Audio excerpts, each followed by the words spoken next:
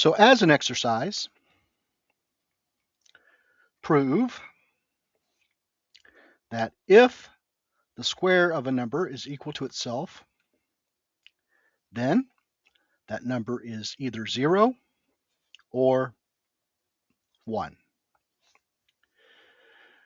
So we are about to begin a rigorous study of analysis, and rigor requires that we use precise terminology, especially in our definitions. So let's review the rigorous epsilon delta definition of a limit from calculus. The limit as x approaches some number c of f of x is the number L if and only if for every positive number epsilon there exists a positive number delta such that the absolute value of the difference of f of x and L is less than that number epsilon whenever the absolute value of the number x and c is a positive number that is strictly less than delta. So first, let's put this in a more compact form. We'll focus on the part of the definition that is beyond the if and only if statement. We have, for every number epsilon greater than 0, there exists a number delta, a positive number delta, such that the condition that the distance between x and c is a positive number strictly less than delta implies that the distance between f of x and L is less than the number epsilon. So let's call this statement star. And as an exercise, write the negation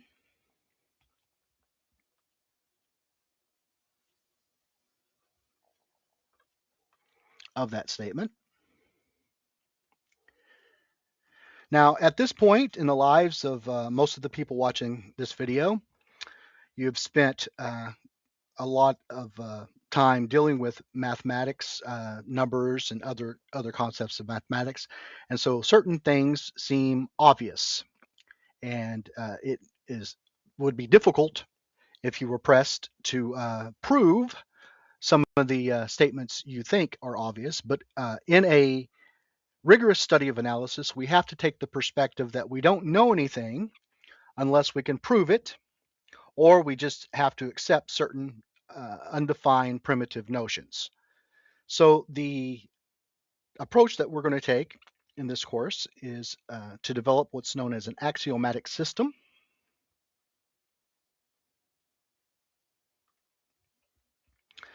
And in a axiomatic system, we deal with undefined terms,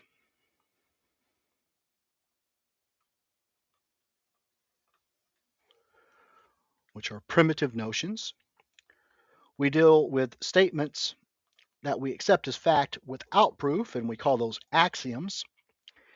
And in this course, we're going to use the Zermelo-Fraenkel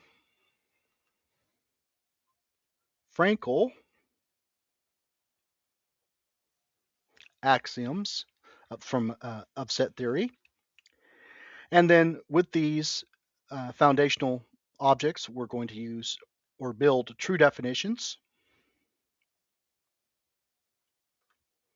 and then use logic in the form of proof to establish facts about the real numbers and their subsets or sets that are generated from the real numbers. And as we will see, everything that we will ultimately prove, or at least most things that we will ultimately prove about real analysis, goes back to notions of the set of real numbers, subsets of the real numbers, and sets that are formed from the real numbers.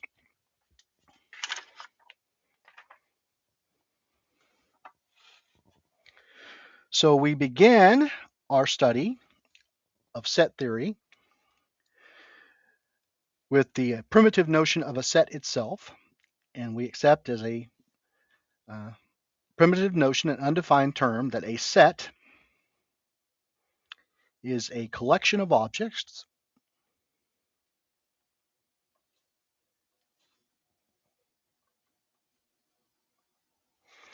and those objects are called the elements or members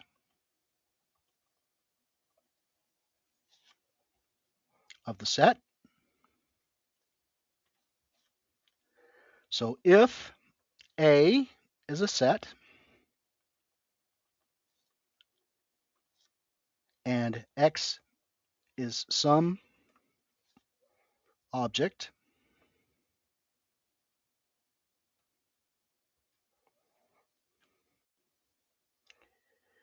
we write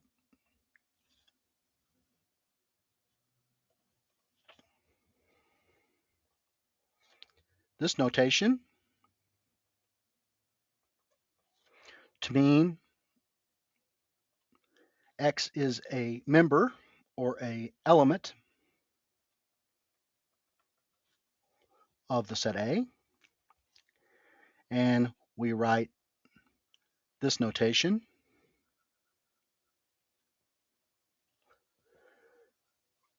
to mean that X is not an element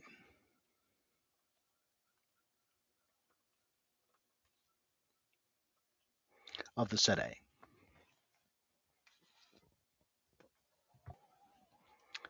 So we'll start with a true definition, or now we'll move to a true definition. A set is well defined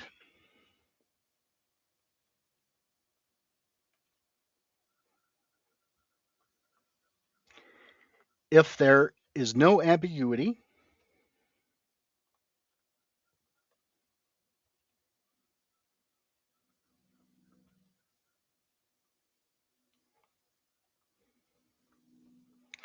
whether an object is a member of the set.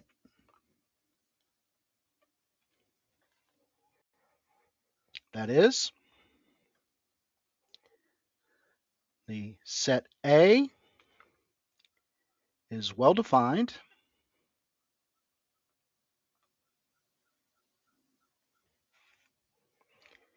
if given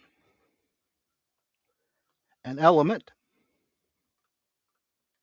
X, either X is an element of that set or X is not an element of that set. There's no ambiguity.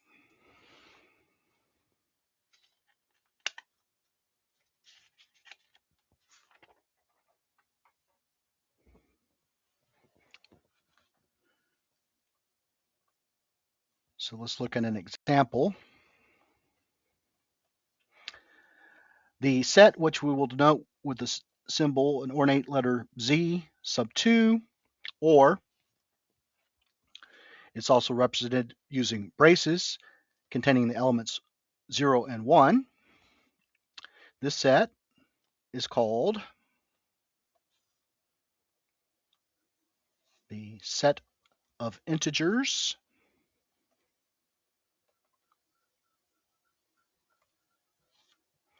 modulo 2. This set is well defined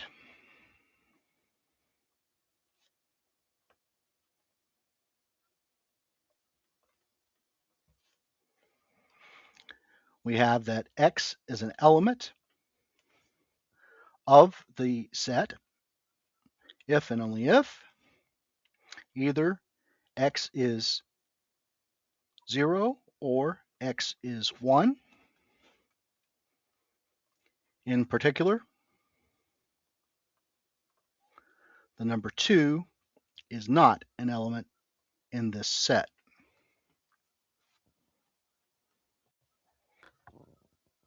So now let's consider our first axiom from set theory.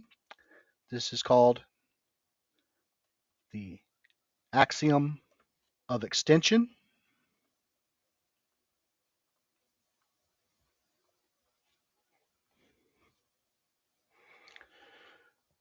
Two sets, A and B, are equal if and only if they have the same elements.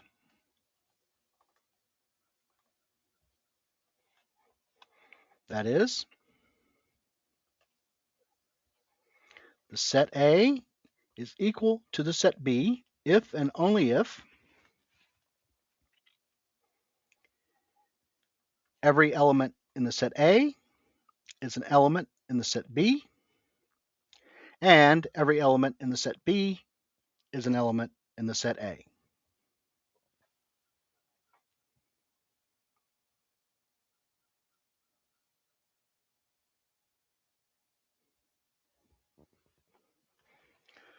So notice that this axiom tells us that a set is completely determined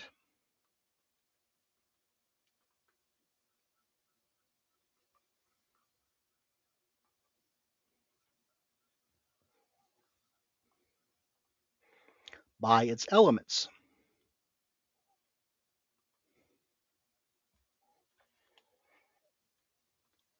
The elements can be listed in any order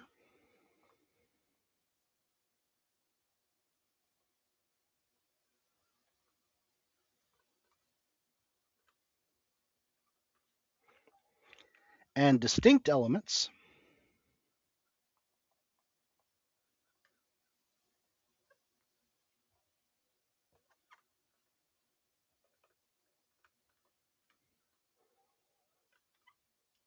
can be listed more than once.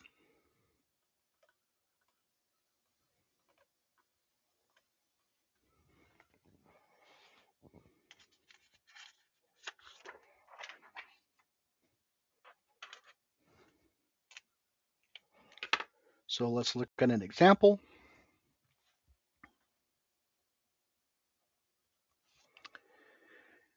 The set of integers modulo 2,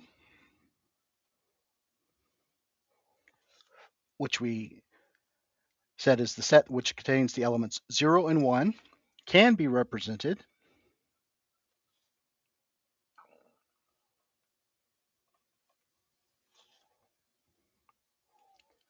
by the set 1, 0, or by the set 0, 0, 1. In particular, these are all equal sets. The set which contains 0, 1 is exactly the same as the set that contains 1 and 0. They have identical elements, and it doesn't matter if we list those elements more than once. Each set still contains the same distinct elements.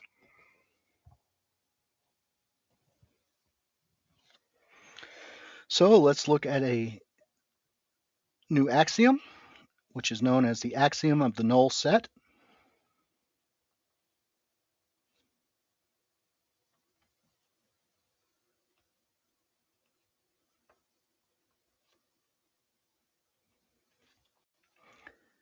There exists a set which contains no elements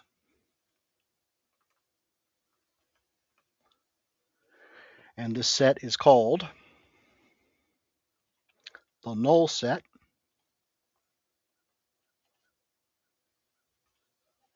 or empty set.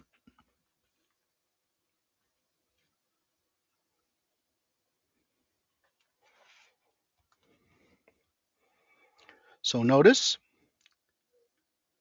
the null set, which is denoted usually with this symbol, is well defined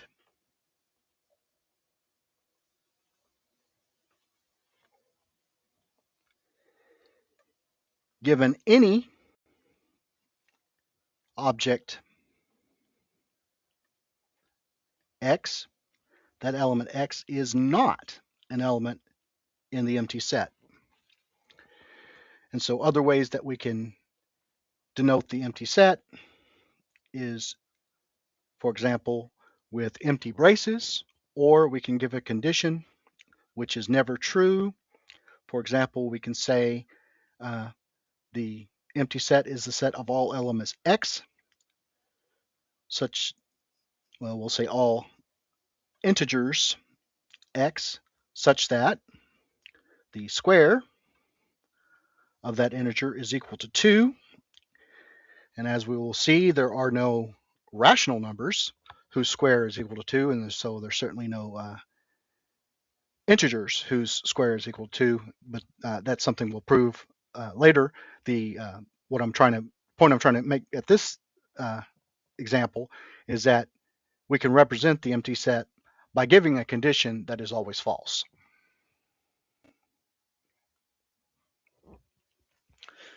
Okay, new definition.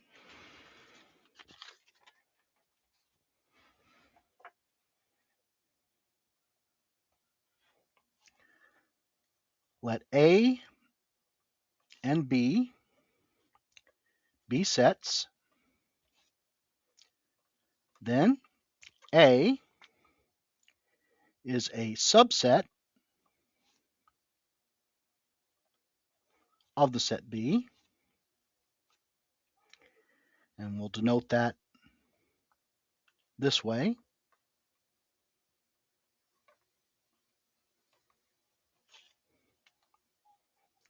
If and only if every element in the set A is also an element in the set B. That is, A is a subset of the set B if and only if for every element x, we have that if x is in the set A, then that element is in the set B.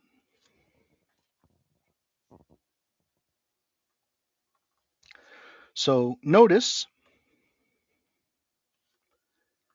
that the empty set satisfies the definition of subset vacuously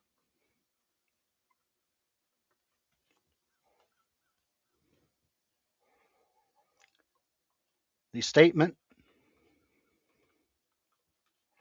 x is an element in the empty set is false,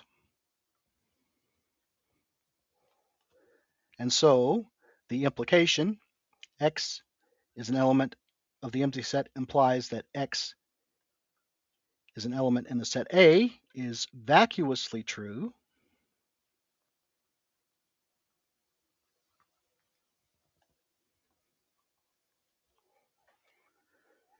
and hence the empty set is a subset of any set A, including itself.